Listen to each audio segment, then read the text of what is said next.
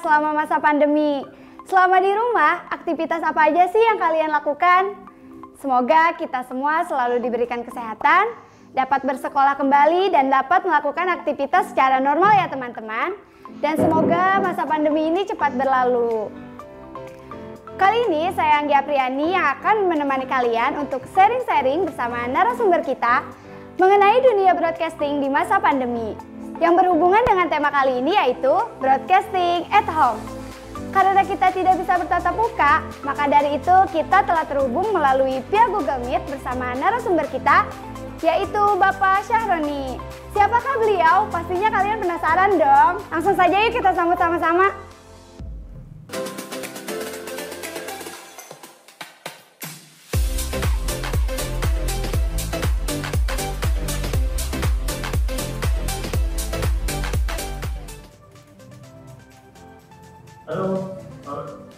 Halo Pak, apa kabarnya nih Pak hari ini? Alhamdulillah baik. Oh ya, kalau boleh tahu nih Pak, aktivitas apa aja yang bisa Bapak lakukan nih di rumah selama masa pandemi ini? Kita selama ini di kantor atur jadwal melalui sistem WFA dan WFU. Jadi ada di studio ya, karena yang WFA work from home, saya sekarang sedang WFA. Nah, sementara teman lain WFO, bekerja di office. Dan yang bekerja di office itu ada shift, seperti 2 shift dalam hari. Begitu, jadi untuk mengurangi tumpukan orang di ruangan. Oke Pak. Nah mungkin ada yang belum tahu nih Pak, sebenarnya Bapak ini bekerja di TVR Parlemen itu sebagai apa dan di bidang mana? Mungkin Bapak boleh sedikit menjelaskan tentang pengalaman hidup Bapak dari yang sebelumnya hingga saat ini?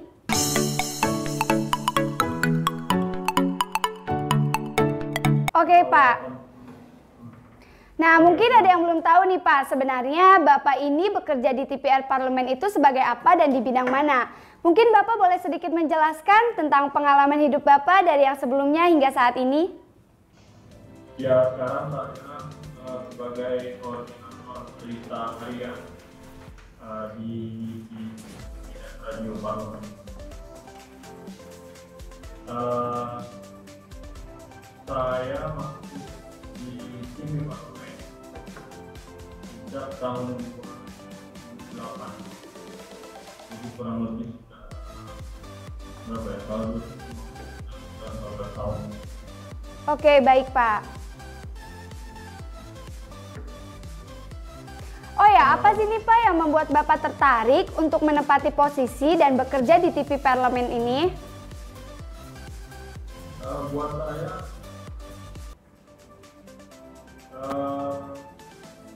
TV Parlemen ini kan bagian dari institusi DPR.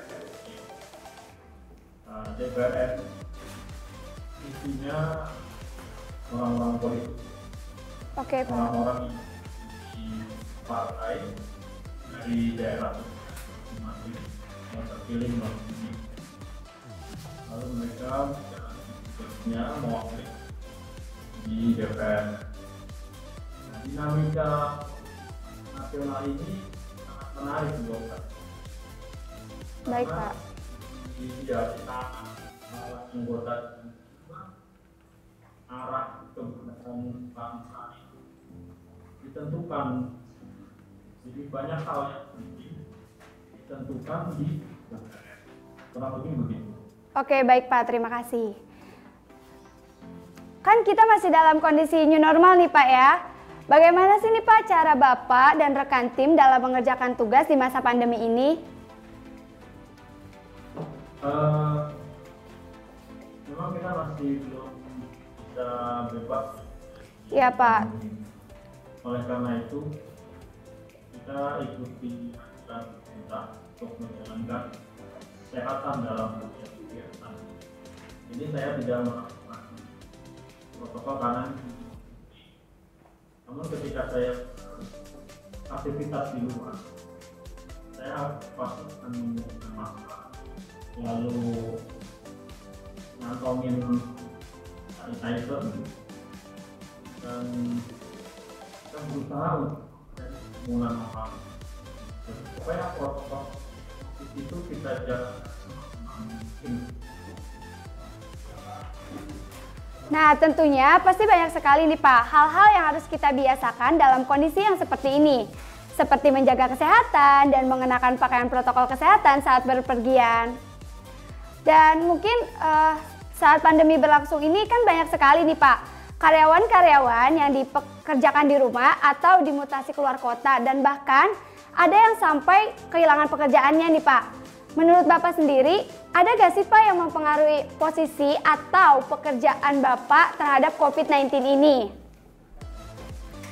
Oh ya, memang kita turut prihatin dengan kondisi karena pandemi ini berdampak kuat terhadap ekonomian rakyat, karena memang kita produksi tanpa itu juga boleh dibilang hampir seperti mereka. Kan ada beberapa perusahaan yang sampai harus PHK karyawannya. Ini memang hal yang mudah. Kita masih punya pekerjaan.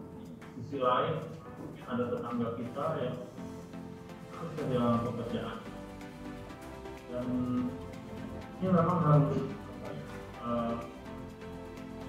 kita hadapi bersama. Oke, baik Pak. Mungkin ada gak sih Pak yang menjadi kendala pribadi Bapak seperti misalkan berpergian keluar kantor? Ada kendalanya gak sih Pak? Oh iya, pasti ada. Tentunya apa tuh Pak? Tentunya tugas-tugas yang kita jalani itu banyak yang ditunda. Sebelumnya saya pernah bekerja untuk di bidang internasional parlemen di Union, organisasi parlemen di yang bernama Swiss. Oke Pak. Awal tahun yang lalu itu berangkat, semua itu cancel, semua cancel karena pandemi ini. Banyak hal yang itu enggak. Oke, mungkin teman-teman kita sekarang sudah masuk ke sesi Q&A dari sosial media. Bagaimana sih Pak cara mengatasi kondisi yang seperti ini nih Pak?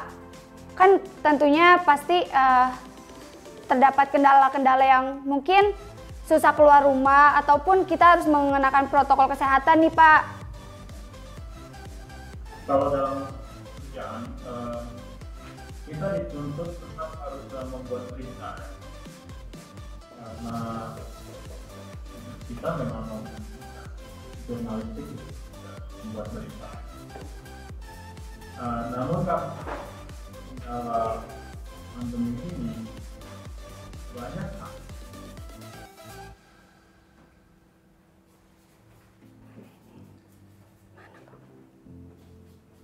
cara virtual seperti yang sedang kita lakukan seperti ini, tetap kita bisa memberikannya melalui berbagai aplikasi seperti Meet atau kita tetap bisa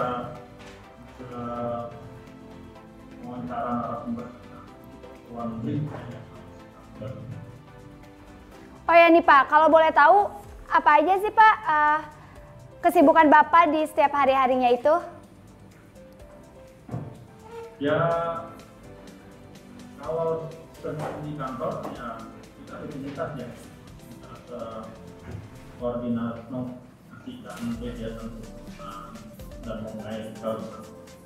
Kalau di rumah tuh kita tetap kontak ya. Kita ada rapat redaksi pagi kita tetap yang di rumah. Biasanya kita pakai Zoom. Jadi rapat redaksi.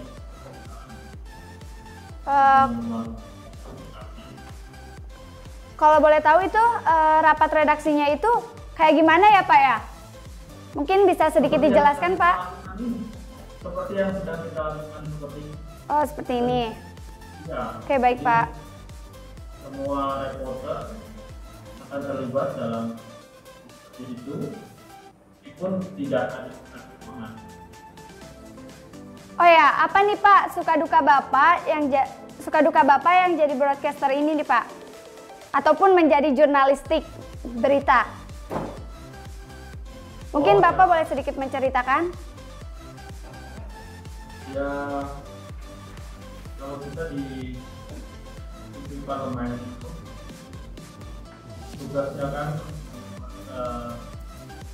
berita yang baik tentang DPR. Namun faktanya pemberitaan yang ada di media print, media utama ya, maupun yang di media sosial itu rata-rata membuat berita yang buruk.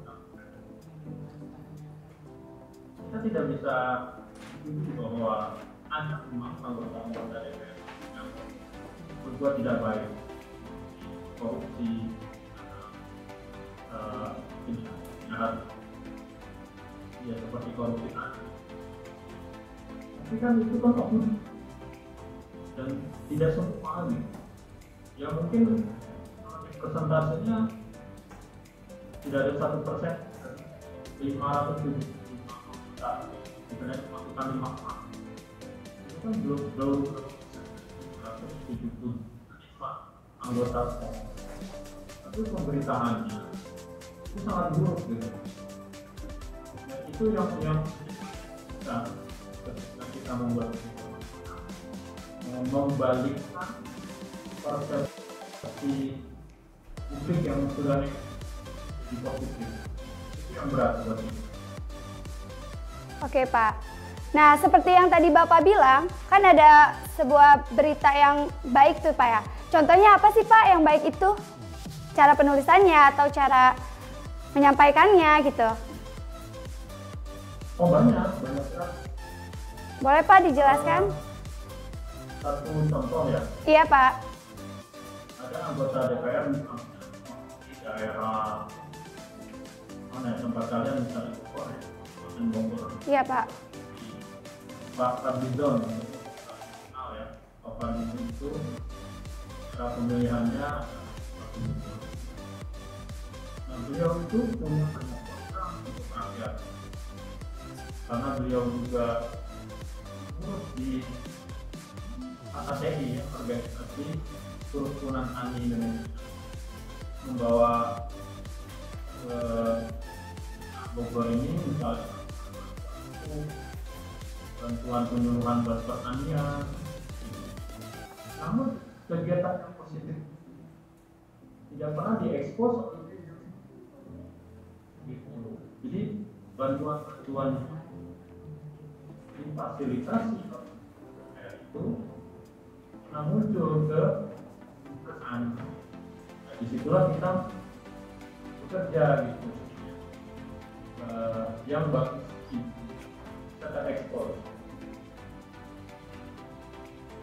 Contoh.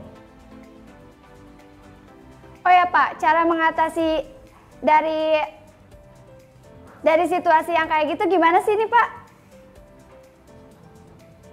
Menghadapi keadaan yang seperti ini nih Pak pastinya. Ya kita harus lebih banyak lagi effort ya, usaha. Iya Pak, tentunya berdoa juga Pak. Ya lebih banyak lagi. Ya, ini kamu bayangkan, kita membuat berita katakanlah 2 menit ya. Iya Pak. Kita parlemen kalau pemimpinnya di parlemen sudah tahu anggota parlemen yang makan dengan puasa durasinya 2 menit. Nah, satu TV katakanlah mingguan, karena kita kasih ada 3 tayangan kita dalam 1 hari, pagi, siang, malam. Itu kan 2 menit kan juga. Jadi 6 menit kan. Nah, 6 menit berita positif digantikan dengan 24 jam kurang berapa?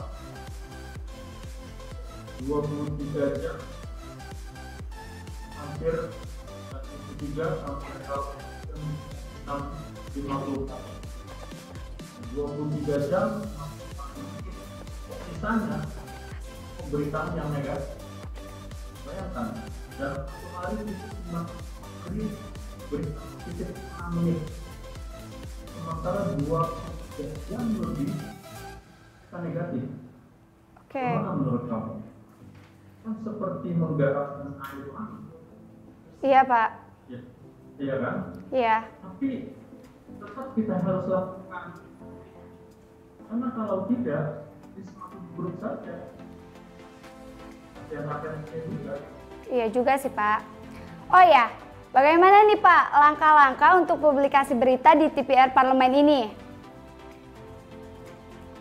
Ya kembali itu tadi, saya bilang mungkin kita perlu menambah durasi. Nah dulu kita punya sama dengan DPR itu dalam saat setengah jam slot berita DPR, setengah jam. Di situ kan kita bisa buat banyak hal yang baik setengah jam itu. Kalau media di yang lain kita tambah durasinya, saya pikir pelan-pelan masyarakat akan berubah. Semakin banyak berita masyarakat beda ya berita. Iya Pak. Karena yang teman-teman ketahui bahwa tidak semua yang kalian saksikan di nasional itu benar 100% gitu. Karena ada muatan politik juga di balik berita itu. Karena itu juga konflik media berpengaruh terhadap pemberitaan ini. Saya mengerti kan, setiap kita berhubungan langsung dengan lembaga politik, dengan partai, kalian sebutlah apa nama media terkait dengan. Nah, ini akan mempengaruhi pemberitaan display berita yang objektif.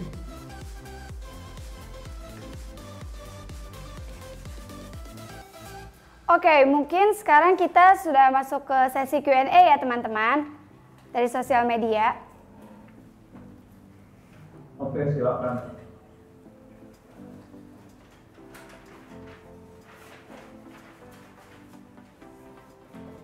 Ini yang di apa? Apa Pak? Google Meet cuma kita berdua ya. Ada lagi Pak. Kita di sini live. Pakai apa? Instagram apa? Pakai Instagram juga, pakai Google Meet juga. Oke.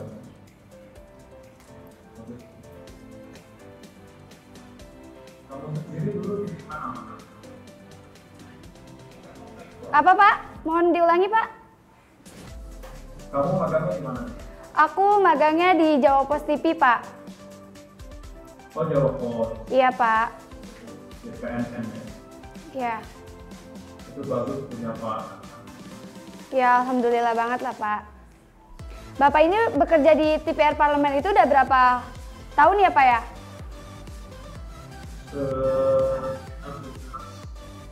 12 tahun. Mungkin kalau boleh tahu nih Pak, emang hobi Bapak menulis atau gimana nih Pak? Saya suka politik. Oh pantas. Suka memperhati itu sebelum saya masuk di parlemen, saya suka gitu baca berita tentang politik, dinamikanya itu menarik banget menurut saya.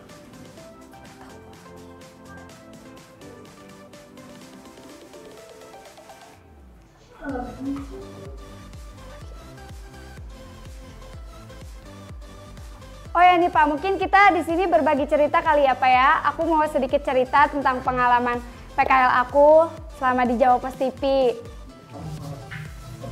Oke, silakan. Alhamdulillah banget nih Pak, saya senang sih PKL di sana karena mempunyai pengalaman yang baru dan kita mempelajari ilmu-ilmu yang lebih mungkin dalam program-program acara di TV gitu Pak. Oke. Dulu di divisi apa? Aku ngelakuin transkrip sama jadi apa ya? Apa sih namanya? Dokter. Iya, aku kadang suka ikut-ikut gitu Pak. Oke.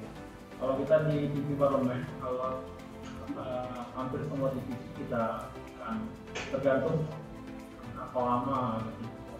Misalnya kalau bulan itu dapat 4 divisi pindah-pindah. Jadi Apa aja tuh Pak? kalau di TV Parlemen ada divisi, ada divisi redaksi, ada divisi program production, ada MCR,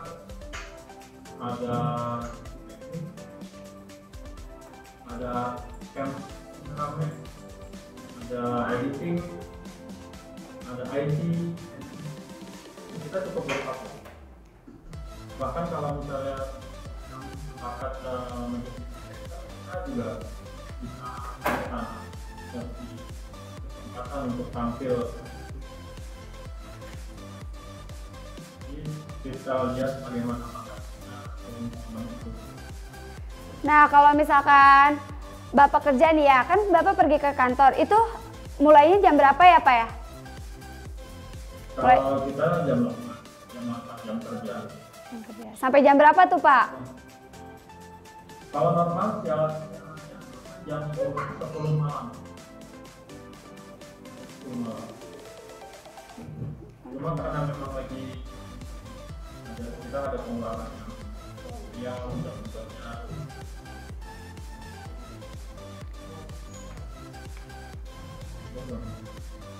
kita bikin total. Seperti kegiatan ini, saya juga nanti membuat laporan. Laporan apa tuh Pak? Jadi setiap hari kita harus membuat catatan kegiatan, meskipun kita Di rumah aja gitu kan? ya WFH, Iya.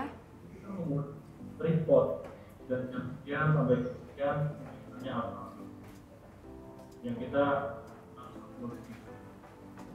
Nah ini tuh Ya, Bapak kan kebagiannya di rumah atau seperti misalkan seminggu sekali pergi ke kantor atau gimana nih Pak program ituannya? Kepergian berangkat ke kantornya? tergantung bagian ART yang mau ada misalnya dalam minggu saya cuma masuk 2 hari, 2 hari. Selasa, Kamis. Oke Pak, tentunya banyak sekali nih Pak hal-hal yang ingin Bapak lakukan yang pastinya tertunda dan kita harus bersabar menunggu semuanya kembali normal ya Pak ya. Mungkin Bapak boleh nih Pak kasih saran untuk calon broadcaster muda untuk mewujudkan cita-citanya nih Pak agar lebih bersemangat lagi.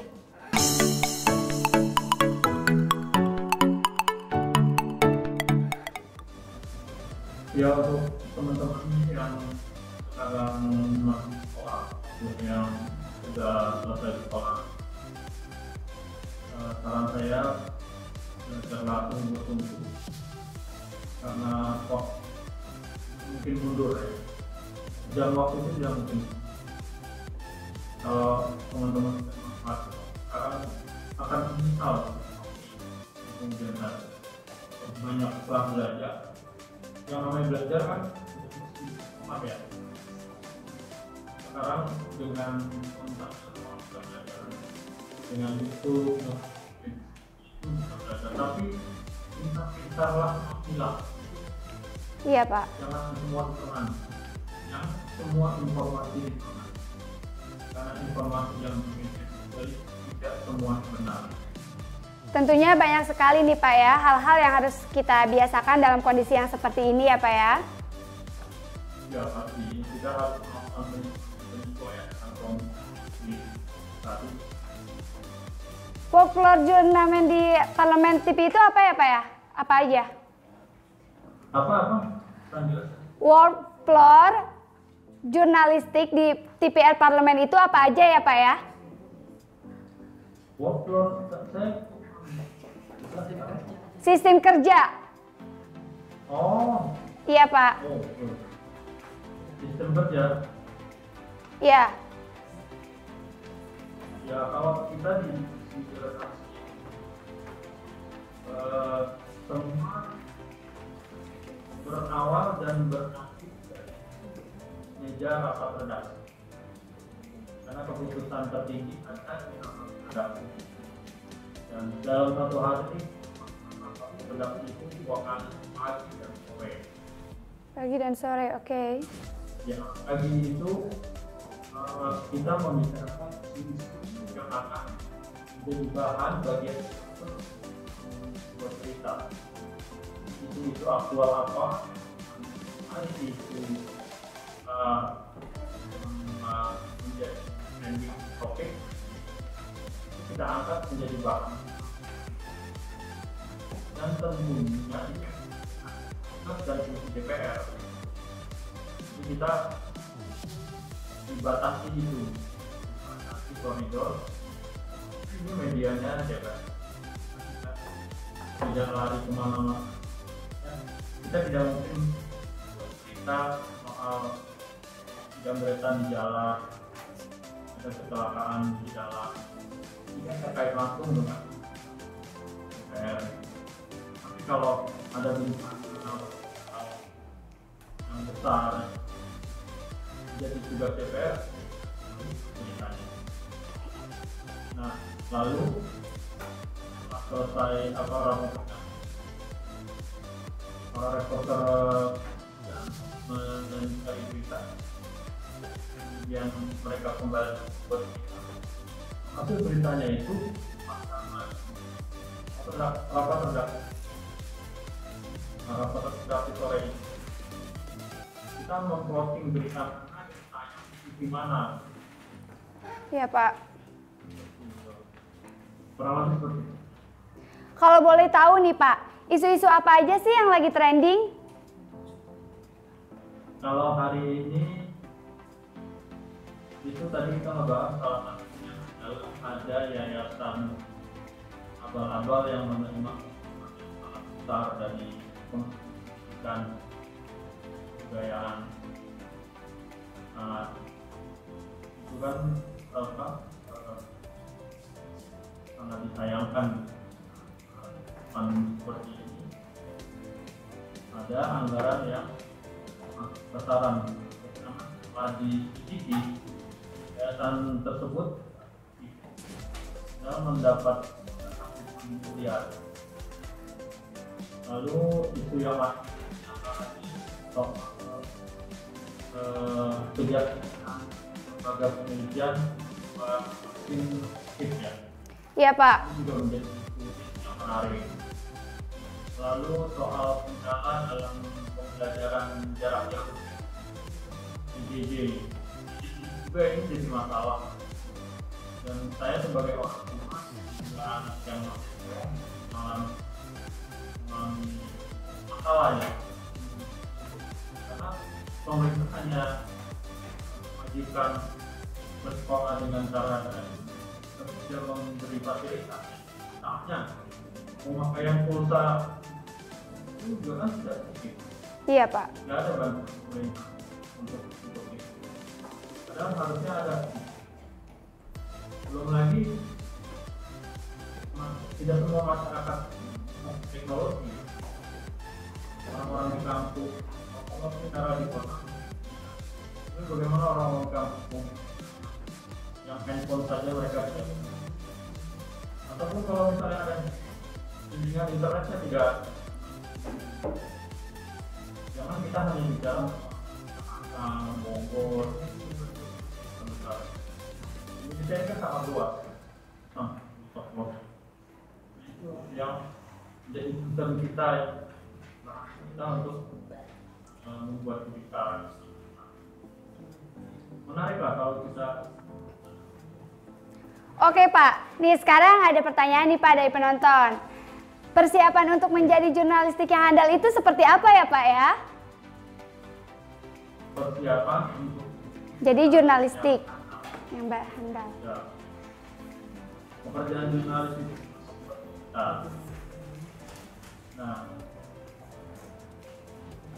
teman-teman harus ya sering-sering melihat berita. Coba nonton TV atau media-media online. Sering-sering gitu. Sering mencari referensi gitu Pak. Iya, iya.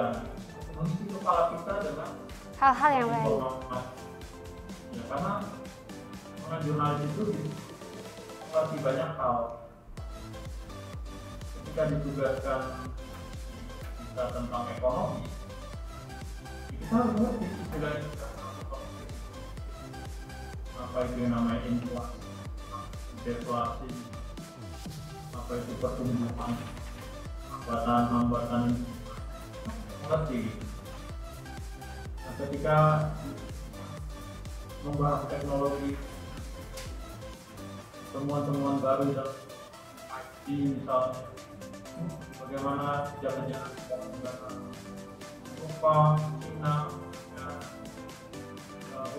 produk IT, kita mesti ngerti. Kita ngerti ya, karena itu ilmu yang sangat mudah-mudahan teman-teman. Amin. Baik teman-teman, kita sudah di penghujung acara nih. Kesimpulan sharing kita ini adalah tetap menjaga kesehatan, jangan pantang menyerah, harus terus bersemangat. Apapun cita-cita kalian, jangan lupa terus berdoa, berjuang, dan berusaha ya. Terima kasih untuk narasumber dan audiens yang telah bergabung dalam sharing session kita kali ini. Saya dan rekan kru pamit undur diri. Mohon maaf apabila ada kesalahan. Sampai jumpa. Oh ya, buat kalian yang ketinggalan sharing session kali ini, kalian bisa tonton di channel YouTube kita yaitu Broadcasting SMKN 1 Ciamas. Sampai jumpa. Terima kasih Pak. Sama-sama, sampai jumpa. Assalamualaikum. Waalaikumsalam Pak.